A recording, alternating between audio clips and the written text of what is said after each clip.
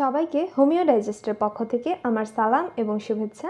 আমি গাজা বিনতে মাহফুজ। আজকে আমি আলোচনা করব বিএইচএমএস সেকেন্ড ইয়ারের হাইজিন বা স্বাস্থ্যবিজ্ঞান সাবজেক্টটির একটি গুরুত্বপূর্ণ প্রশ্ন, হাইজিন কাকে বলে এবং এটি পাঠের প্রয়োজনীয়তা সম্পর্কে।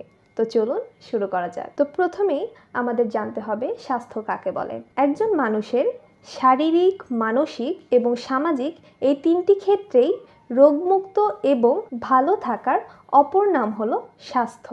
মানুষের রোগ প্রতিরোধ ক্ষমতা, মানসিক অবস্থা, সমাজের সবার সাথে সম্পর্ক, মানসিক চাপ কিংবা প্রশান্তি সবকিছুই স্বাস্থ্যের অন্তর্গত।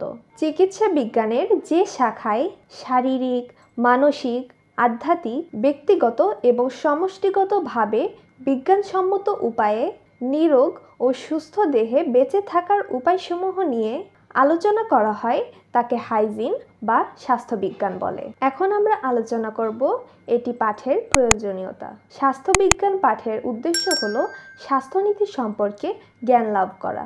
আবার স্বাস্থ্যনীতি মেনে চলার উদ্দেশ্য হলো রোগ প্রতিরোধ করা ও সুস্থ থাকা। কথায় আছে, স্বাস্থ্যই হলো সকল সুখের মূল। স্বাস্থ্য ভালো না থাকলে কোনো কাজেই অগ্রসর হওয়া যায় না, কর্মক্ষমতা হ্রাস পায় এবং মেজাজ খিটখিটে থাকে। এছাড়া কোনো কাজেই প্রফুল্লতা পাওয়া যায় না।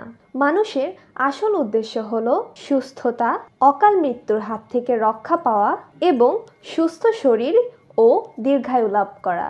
অপরিচ্ছন্ন পরিবেশ কিভাবে স্বাস্থ্যহানি ঘটায়, ভেজাল এবং দূষিত খাদ্য গ্রহণে কিভাবে সুস্থ জীবন অসুস্থ হয়, অকালে মৃত্যু ডেকে আনে, একজনের দেহ থেকে কিভাবে সংক্রামক ব্যাধি অন্য দেহে সংক্রামিত হয় প্রভৃতি বিষয়সমূহ স্বাস্থ্যবিজ্ঞানের আওতাভুক্ত। এছাড়া আমাদের স্বাস্থ্য রক্ষার জন্য স্বাস্থ্যসম্মত গৃহবাস, সুষম খাদ্য, স্বাস্থ্যসম্মতভাবে মলমূত্র আবর্জনা দূরীকরণ প্রয়োজন। ব্যক্তিগতভাবে সমস্ত স্বাস্থ্যনীতি মেনে চললে জাতির স্বাস্থ্যনীতিরও উন্নত হবে। অতএব এ সকল বিষয়ে জ্ঞান থাকলে যেমন ব্যক্তির কল্যাণ সাধিত হবে, একইভাবে সমাজেরও কল্যাণ সাধিত হবে। সুস্বাস্থ্যের অধিকারী হবে রাষ্ট্রের নাগরিকবৃন্দ। তাই হাইজিন বা স্বাস্থ্যবিজ্ঞান পাঠের প্রয়োজনীয়তা অনস্বীকার্য। তো আজকের ভিডিও এই পর্যন্তই। সবাই ভালো থাকবেন, সুস্থ থাকবেন এবং পরবর্তী ভিডিওর জন্য হোমিও ডাইজেস্টের সাথেই থাকবেন। আল্লাহ হাফেজ।